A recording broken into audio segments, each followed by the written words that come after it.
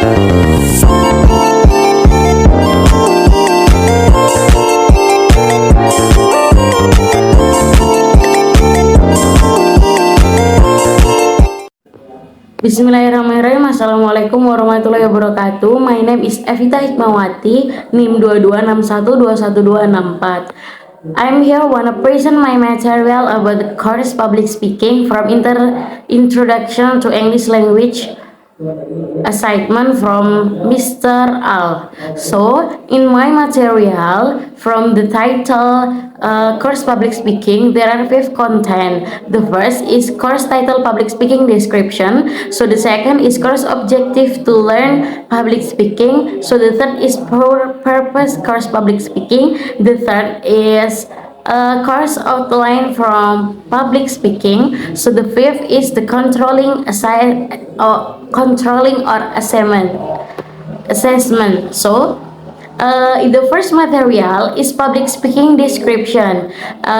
Public speaking description is the act of delivering a speech or presentation to an audience.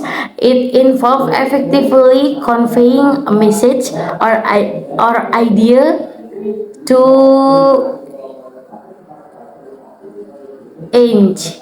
inform of persuade listener a message or idea. The key element include organizing content, controlling nerves, using body language and vocal variety, and connecting with the audience. Successful public speaking requires preparation, practice, and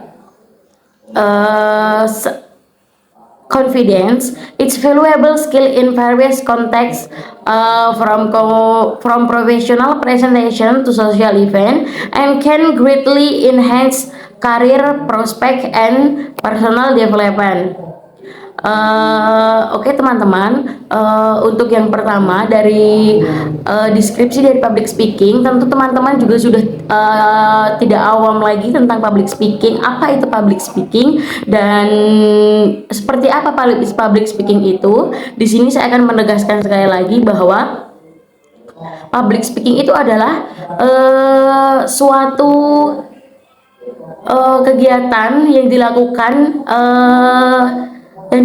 oleh seseorang berbicara di depan khalayak umum, seperti menyampaikan pidato atau presentasi kepada audiens, dan ini melibatkan penyampaian pesan atau ide secara efektif untuk melibatkan memberi informasi kepada audiens atau membujuk audiens. Dan elemen kunci yang ada dalam public speaking ini tadi adalah meliputi pengorganisasian konten, pengendalian saraf dan penggunaan bahasa tubuh dan variasi vokal serta hubungan dengan penonton. Jadi kunci public speaking itu ada 5 tadi. Yang satu itu adalah bagaimana cara kita mengkoor konten yang akan kita berikan, atau cara kita menata konten yang akan kita berikan kepada audiens. Lalu yang kedua itu adalah pengendalian emosi kita. Lalu yang kedua itu adalah penggunaan tata bahasa tubuh kita. Bagaimana tubuh kita supaya bisa menarik perhatian audiens itu untuk selalu stay fokus terhadap apa yang kita omongkan. Lalu ada variasi vokal, karena public speaking sendiri tidak selalu dalam satu nada, selalu dengan nada datar, nada rendah, nada tinggi. Tapi kita juga harus memvariasi vokal kita antara tinggi, rendah, dan seimbang. Lalu yang terakhir itu ada hubungan antara kita dengan audiens. Jadi bagaimana caranya kita itu harus bisa mengajak penonton untuk masuk ke dalam pembicaraan kita. Lalu kenapa kita itu harus kenapa public speaking ini harus selalu dibutuhkan? Karena dengan public speaking kita itu bisa berlatih untuk bicara di depan umum, melatih bahasa kita, melatih kemandirian, melatih kepedean kita, percaya diri kita untuk berbicara, karena kadang tidak semua orang mampu melakukan public speaking dengan baik. Dan dalam public speaking pun kita juga bisa melatih lingkungan sosial kita. Lalu objective course. Jadi di sini tuh ada objective course-nya. The first objective course the first objective course is langsung saya jelaskan. Tujuan yang pertama itu adalah membangun kepercayaan diri kita. Jadi tujuan dari kita berlatih percaya diri itu adalah membangun kepercayaan diri, karena dengan melatih kepercayaan diri kita bisa mampu berbicara dengan intonasi yang baik, dengan emosi yang baik, dan dengan tata bicara yang baik. Dan tidak hanya itu, jika kita sudah percaya diri, kita mampu melakukan hal apapun itu, karena percaya diri itu sangat penting. Dan apakah percaya diri itu harus dimulai dengan public speaking? Sebetulnya tidak, tapi mungkin salah satu cara kita mengasah kepercayaan diri kita itu adalah melalui public speaking. Lalu yang kedua itu ada meningkatkan keterampilan komunikasi. Jadi dengan kita melatih public speaking, kita juga dapat melatih keterampilan komunikasi kita. Bagaimana cara kita berkomunikasi dengan seorang audiens yang kiranya itu seorang yang sudah berumur atau yang masih muda, atau bagaimana cara kita itu berkomunikasi kepada sosial kita, itu juga sangat berpengaruh. Dan bagaimana cara kita itu mendapatkan ide-ide yang kreatif untuk konten berbicara kita nanti. Lalu yang ketiga itu ada meningkatkan keterampilan presentasi. Jadi berlatih public speaking ini sangat bagus untuk teman-teman mahasiswa ataupun yang sedang mengencam pendidikan lain, karena dengan public speaking kita menjadi lebih mudah untuk menyampaikan materi presentasi kita ke depan teman-teman kita, dan kita juga bisa membuat mereka tetap fokus kepada apa yang kita bicarakan dan tetap masuk ke dalam materi yang kita bicarakan. Selanjutnya yang keempat itu ada bagaimana kita bisa mengatasi demam panggung atau kegugupan, karena jika kita tidak percaya diri akan apa yang kita lakukan di depan umum, maka kita akan kehilangan fokus kita. Jadi kita kurang percaya diri, kita menjadi gugup, nervous, dan kita akan kehilangan semua yang akan kita lakukan nanti. Lalu yang kelima, kita juga bisa menguasai bahasa tubuh. Apa itu bahasa tubuh? Bahasa tubuh itu seperti gerakan tangan kita, gerakan mata kita, gerakan kepala kita yang seperti mengangguk atau menggeleng, ataupun itu ke kanan dan ke kiri. Bahasa tubuh lainnya seperti tangan yang mengangkat atau tangan yang melambai, atau bagaimana cara kita menguasai tubuh kita dalam public speaking kita nanti. Itu kita dapat menguasai itu, karena dalam tatanan bahasa tubuh dalam public speaking itu juga dapat mencangkup keterlibatan penonton ke dalam apa yang kita omongkan. Karena jika bahasa tubuh kita itu juga baik, sopan, dan tidak monoton, maka penonton pun juga tidak akan bosan untuk melihat kita dan mendengarkan public speaking kita.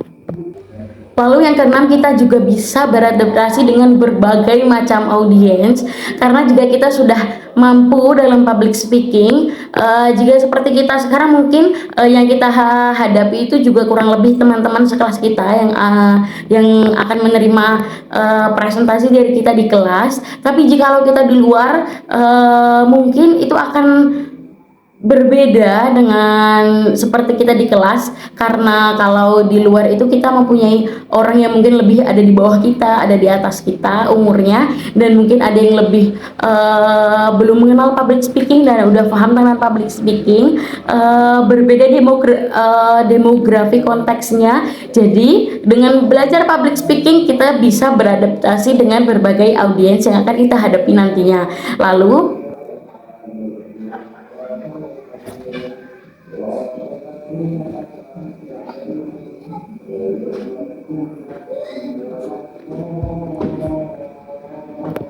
di samping kita setelah tadi keenam yang kita yang saya jelaskan, yang terakhir tujuannya itu adalah pasti di saat kita berpresentasi atau public speaking akan ada sesi tanya jawab.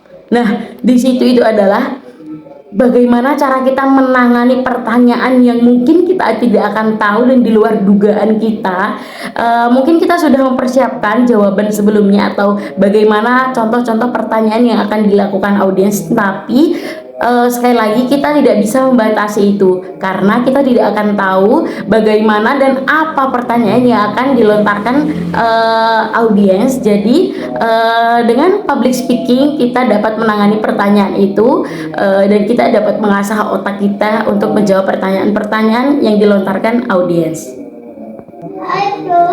Dan tujuan public speaking ini tuh adalah bagaimana kita membekali diri kita sendiri atas keterampilan kita, kepercayaan kita, dan teknik yang kita perlukan untuk berbicara, olah vokal kita, bahasa tubuh kita, kreativitas kita, dan kecerdasan kita, dan keterampilan ide komunikasi yang secara efektif yang akan kita gunakan di depan umum nanti, dan bagaimana cara kita melibatkan audiens. Itu adalah tujuan kita dalam public speaking. Jadi public speaking itu sangat memiliki banyak tujuan dan sangat berguna. Lalu so the next is course outline. A typical course outline for a public speaking course might include the following topics. Jadi teman-teman, di course outline itu seperti apa ya, skema pembelajaran, apa yang kita pelajari di situ. Jadi di sini saya akan memberikan garis besar dari pembelajaran kita. Di sini ada 11 topik. Yang pertama itu ada pengantar berbicara di depan umum. Jadi kita dapat memahami pentingnya keterampilan berbicara di depan umum. Lalu yang kedua, kita juga dapat mengatasi kecemasan dan gugup. Lalu teknik yang akan kita gunakan jikalau suatu saat nanti kita tidak tiba-tiba kena demam panggung, apa yang akan kita lakuin itu. Lalu yang ketiga itu ada persiapan. Lalu yang keempat itu ada analisis dan adaptasi kepada audiens. Jadi bagaimana kita menganalisis audiens kita sebelum kita memulai presentasi kita dan mengadaptasi diri kita kepada mereka. Lalu yang kelima itu adalah teknik pengiriman. Teknik pengiriman itu maksudnya bagaimana cara kita melontarkan suara kita, vokal kita, seperti yang kita bahas di awal tadi, variasi vokal. Lalu yang keenam itu ada bagaimana kita menggunakan atau jika kita membutuhkan alat-alat penunjang kita itu sangat membantu, seperti atau alat peraga yang akan kita lakukan nanti. Terus yang ketujuh itu ada berbicara, strategi berbicara kita. Jadi bagaimana kita berbicara membuat audiens itu tidak bosan, tidak mengantuk, dan bagaimana cara kita mempengaruhi audiens itu untuk mendengarkan materi kita. Lalu yang kedelapan itu adalah berbicara dadakan, karena kadang kita itu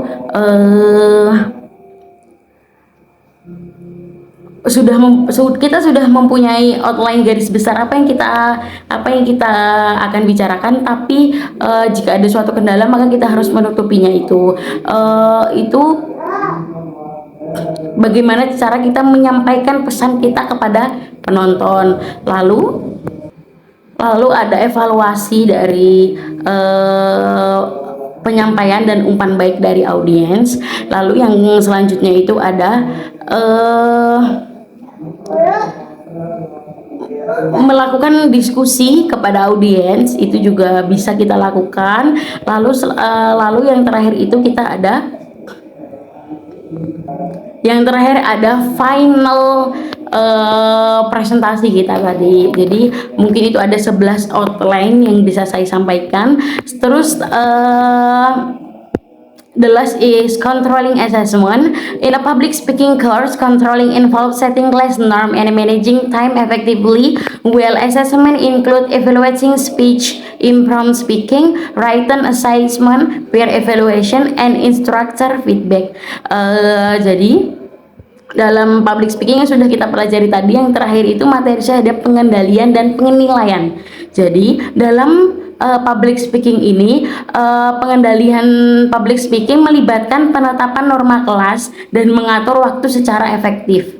Jadi bagaimana cara kita menetapkan norma-norma yang kepada, kalau presentasi di kelas ya norma-norma yang ada di kelas, ataupun jika ada di tempat umum norma-norma yang ada di suatu tempat tersebut, dan bagaimana cara kita mengatur waktu itu secara efektif. Jadi kita tidak kekurangan waktu dan tidak kelebihan waktu. Lalu untuk penilaiannya ini mencakup tentang evaluasi pidato, evaluasi materi yang akan kita bawakan, evaluasi materi dadakan, tugas tertulis, evaluasi rekan, dan umpan balik instruktur. Jadi penilaian itu termasuk dalam bagaimana materi kita, terus materi dadakan kita, terus dengan tugas tertulis yang kita berikan, evaluasi rekan-rekan, dan umpan balik antara kita dan audiens. Maybe until here my presentation. Sorry if have many mistake in my presentation. Thanks for your watching and for your hearing. Me, Evita Hikmawati, apologize and thank you. Wassalamualaikum warahmatullahi wabarakatuh.